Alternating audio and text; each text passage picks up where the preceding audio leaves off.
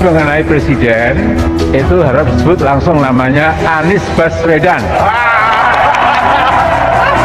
Karena kita Rabbana atina fid dunya hasanah dan seterusnya. Nah, jadi saya betul-betul bergembira, berbahagia. Insya Allah pertolongan Allah akan datang. Ya. Jadi kita terbata-bata, serba pas-pasan ya. Tapi insya Allah ya kami yakin kalau dari langit sudah ada pertolongan, semuanya menjadi lebih mudah. Memberikan dukungan, memberikan support, itu adalah tanda kepercayaan. Dan saya sampaikan terima kasih, apresiasi kepada semua. Nanti kita akan ketemu variasi yang tinggi. Sebagaimana juga ketika kemarin kita menjalani proses-proses pemilihan umum, pasti akan ada ekspresi dukungan dari mana-mana. Jadi setiap ada Presiden, saya sampaikan terima kasih, apresiasi, dan sebagaimana ketika kami bertugas di Jakarta, dukungan bisa banyak unsurnya. Dan ketika bertugas, kita akan bertugas dengan menjalankan sesuai dengan amanat konstitusi. Ya, Partai Umat, partainya keluarga Amin Rais, dengan pongahnya melabeli diri sebagai partai politik pengusung politik identitas sekaligus mengusung Anies sebagai satu-satunya capres. Ini menarik. Ketika Nasdem malu-malu mengakui bahwa Anies adalah bapak politik identitas yang memalukan demokrasi itu, beda lagi dengan Partai Umat yang dengan terus terang mereka mengakui sebagai partai yang doyan dan tidak anti dengan apa yang dinamakan politik identitas. What? Indonesia sejak dulu kala tetap dipuja-puja bangsa. Anies lupa, Amin Rais suka bawa sial. Prabowo jadi korban 2 kali oleh Pak Tua, mulai bertingkah lagi. Setelah menyebutkan 3 nama baca pres, yaitu Anies, Gatot Nurmantio, dan Prabowo, Partai Umat akhirnya menjatuhkan dukungannya kepada Anies. Pun berterima kasih kepada Partai Umat yang mempercayakan amanah untuk jadi capres. Dia lantas menyebut dukungan tersebut adalah tanda dari sebuah kepercayaan. Saya sampaikan kepada semua yang memberikan dukungan support, itu adalah tanda kepercayaan saya. Terima kasih, kata Anies dalam konferensi pers.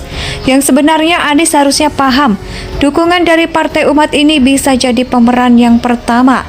Partai Umat dengan tegas mengatakan akan mengusung politik identitas, bahkan akan memulai perjuangan dari rumah ibadah, katanya.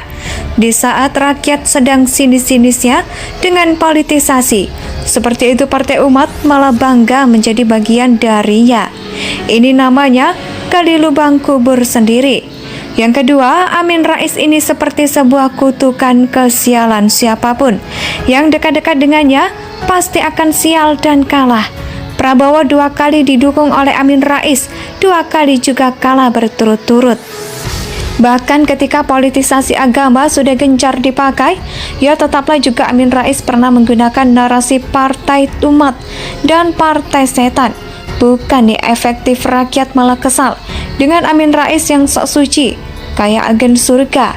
Selain itu, dia juga pernah bilang tahun 2019 harus punya pemimpin yang baru. Dia terlihat muak dengan Jokowi, ribet banget pengen Jokowi lengser. Dia minta masyarakat berdoa untuk meminta presiden baru yang tidak mengkriminalisasi ulama dan tidak menjual kekayaan bangsa ke luar negeri asing. Dia bahkan menyebut Tuhan akan malu jika tidak mengabulkan doa jutaan umat untuk hasilnya. Ya, sami mawon, sama saja. Prabowo kalah lagi. Jokowi yang difitnah dengan masif tetap dipercaya oleh rakyat. Mereka lebih percaya dengan apa yang sudah dilakukan Jokowi untuk negeri ini ketimbang mau ngedengerin ucapan bacot kakek tua yang makan gak berani jalan kaki dari Jakarta ke Jogja. Jadi Anies itu didukung Amin Rais, fix bakal sial dan kalah. Siapapun yang didukung Amin Rais pasti kalah. Kakek ini saja nggak bisa angkat dirinya jadi presiden. Bahkan mengangkat orang lain jadi presiden pun dia nggak mampu, alias bangga dengan dukungan dari Partai Umat ini. Pemikiran aneh yang semua orang tahu. Selicik apa sih Amin Rais? Dia sudah langganan bermacam-macam julukan. Ada yang bilang dia itu bagus, politik gelandangan. Bahkan ada yang menyebut, lalu bagaimana dengan sebutan Bapak Reformasi? Reformasi dari Hong Kong. Palingan itu cuma klaim dari dia sendiri. Saking tidak ada prestasinya, kerjanya cuma jualan bacot dan klaim sepihak. Kakek yang satu ini, kalaupun minggat dan pindah ke warganegaraan, gak akan ada yang peduli. No care. Bahkan banyak yang bahagia, berkurang satu yang bikin semak dunia persilatan. Jadi intinya bodoh saja. Oleh kalau mau didukung Amin Rais, sial bakal datang, kekalahan pasti terjadi. Anies lupa, Amin Rais suka bawa sial. Prabowo jadi korban 2 kali oleh Pak Tua, mulai bertingkah lagi. Setelah menyebutkan 3 nama baca pres, yaitu Anies, Gatot Nurmantio, dan Prabowo, Partai Umat akhirnya menjatuhkan dukungannya kepada Anies. Pun berterima kasih kepada Partai Umat yang mempercayakan amanah untuk jadi capres. Dia lantas menyebut dukungan tersebut adalah tanda dari sebuah kepercayaan. Saya sampaikan kepada semua yang memberikan dukungan support, itu adalah tanda kepercayaan saya. Terima kasih, kata Anies dalam konferensi pers. Yang sebenarnya Anies harusnya paham, dukungan dari Partai Umat ini bisa jadi pemeran yang pertama. Partai Umat dengan tegas mengatakan akan mengusung politik identitas, bahkan akan memulai perjuangan dari rumah ibadah, katanya. Di saat rakyat sedang sinis-sinisnya dengan politisasi, seperti itu Partai Umat malah bangga menjadi bagian darinya. Ini namanya gali lubang kubur sendiri.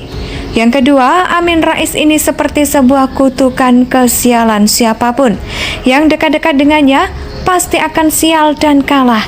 Prabowo 2 kali didukung oleh Amin Rais, 2 kali juga kalah berturut-turut.